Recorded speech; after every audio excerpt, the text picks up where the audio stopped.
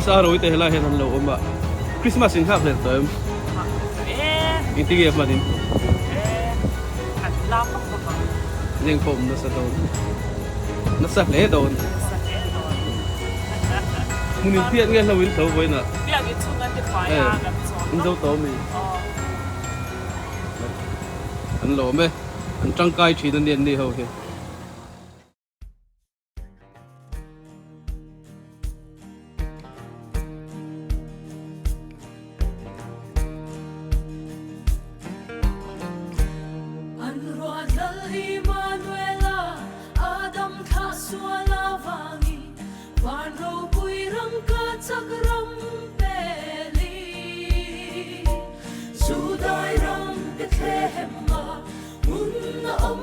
lo te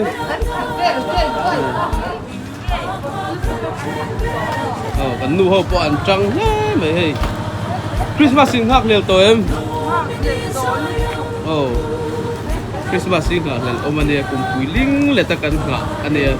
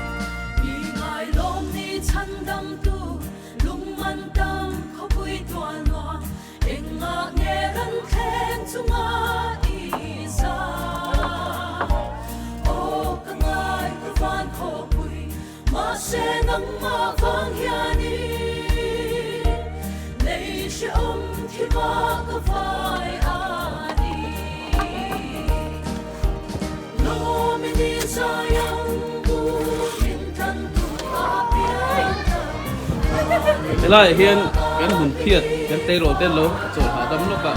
Christmas in hak le to em tất cái mai hụt tất cả cái là nè cái kia tripin nu là phải hụt tên là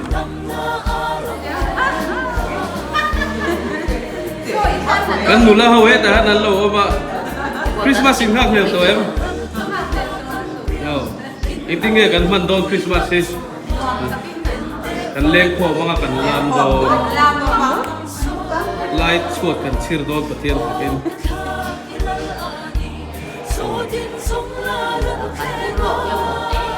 nè với chú cua hiền mình bung râu lệch lệch á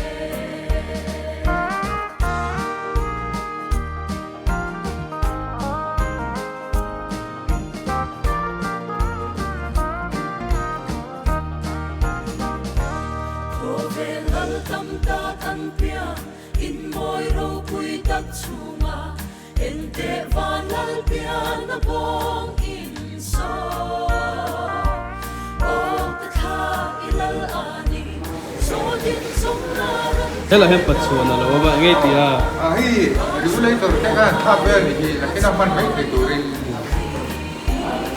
guest department lắm bằng này mà guest department thuộc phiên ra cái vấn đề tôi đã hành quản lý không ra thuộc cái này thính cắn ngạo bốc cá thèn cắn ngạo bốc cá bel kan nga boka dekchi kan nga boka